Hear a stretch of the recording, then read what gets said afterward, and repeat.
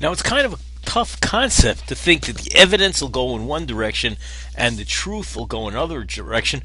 But I think a couple of other examples are going to explain why truth and evidence, the evidence that we have for something and its truth don't always converge, aren't always going the same direction. What you're looking at is a picture of President Truman holding up a newspaper the day of his election, the Chicago Daily Tribune.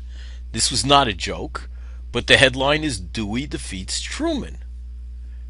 And you would wonder, well, why is Truman smiling? And the guys in the class who know history, you know, you know that Truman in fact won the election. What happened was the election was very close, and Truman had stayed up late. He was in Chicago the night of the election, and it looked like the election, late in the evening, it looked like the election was going Dewey's way. Lo and behold, everybody wakes up the next morning and they found out that the West Coast vote came in very heavily for Truman, and Truman won the election.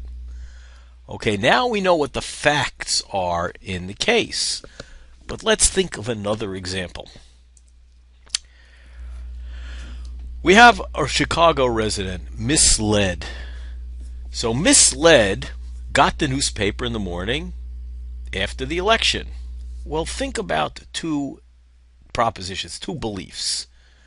Dewey won the election. Truman won the election. What was reasonable, or what did the evidence mislead to believe? Now keep in mind that Chicago paper that was in President Truman's hands was not a joke. It wasn't a tabloid that published all kinds of false things. It was a reputable newspaper. So misled, the Chicago resident finds the newspaper on her doorstep in the morning. What is reasonable for her to believe? Which 22 or 23? Well, it's reasonable for her to believe that Dewey won the election and he will be the next president of the United States. But what in fact was true? 23 was true. Truman won the election, which kind of indicates that sometimes the evidence isn't in favor of the truth.